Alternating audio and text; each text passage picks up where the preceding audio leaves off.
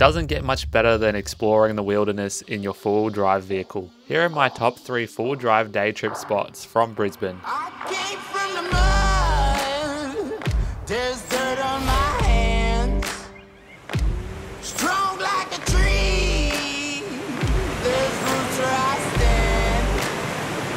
Oh, I've been running from the law.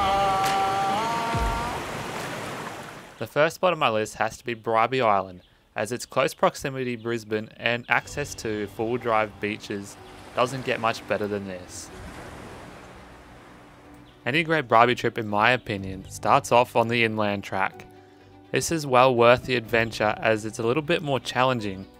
As you wind your way through the Brisbane inland track, through the soft sand, you'll come across kangaroos and other amazing little spots, like Gala Point and Lighthouse Reach. One of my favourite spots to flick a line and enjoy a good old sausage sizzle on the barbie has to be Lighthouse Reach. Never go wrong with some sausages. This spot is absolutely stunning and offers awesome views of Caloundra, just north to here. And unlike other spots on Brisbane, this spot is always nice and quiet. After flicking a line at Lighthouse Reach and enjoying a sausage sizzle, it's time to head down to the beach. We're just done doing fishing and I caught one.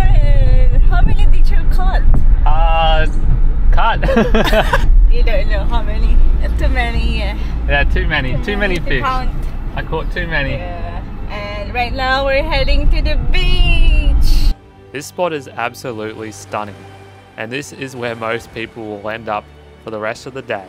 And the best part of all must be the Brisbane Island lakes. Honestly, these 4 lakes are worthwhile going to Brisbane alone, offering some stunning views and some awesome swimming opportunities. You really can't beat Brisbane Island for a day trip. It's only an hour away from Brisbane, so when you get a chance, add this one to your bucket list, as it is well worth it. Another awesome spot that I find myself back at time and time again has to be Mount Me. This spot is so close to Brisbane and the full driving is absolutely awesome.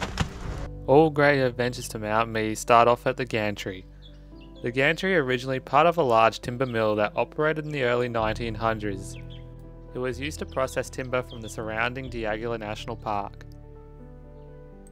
Once leaving the gantry, it's time to hit the tracks. We headed off along the Somerset Loop out towards the Somerset Lookout, which offers absolute stunning views of the landscape around us. You can see all the way out to Somerset and Wivenhoe Dam. The journey continues along the Mount Me Forestry Drive. This one's well worth it. There's a nice little campsite called Newham Creek, which I have stayed at before. Continuing along the same track, there's a couple little waterfalls, including one famous little rock pool called Rocky Hole.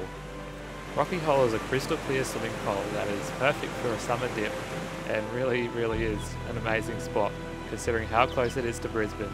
After a refreshing dip in the Rocky Hole at Mount Mead, you can head past Broadwater, another little swimming hole which is lesser known and honestly is just as good to swim in. There's no rock jumps here, but trust me when I say, you'll have this whole place to yourself even in the middle of a weekend. My last spot on the list, although it's a little bit further than the last 2, probably take you about 2 to 3 hours to do it one way. It has to be the Condamine River Road, followed by Queen Mary Falls on the way back. Although being a longer trip, this is definitely doable for a day, and trust me when I say, you won't regret it. Our journey begins at the very start of the Condamine River Road. So we're on the Condamine River Road. Are you excited, Karen? I'm excited. That's so beautiful. Look. And trust me when I say, this is one of the best four-wheel drive tracks we have in South East Queensland. The Condamine River Road, famous for its 14 river crossings, weaves its way through the Great Dividing Range into the Southern Down region of Queensland. As you dive deeper into the gorge, you realise just how beautiful this place is. The creek crossings are crystal clear. You can stop for a swim at any one of them, and let's just say, is absolutely stunning.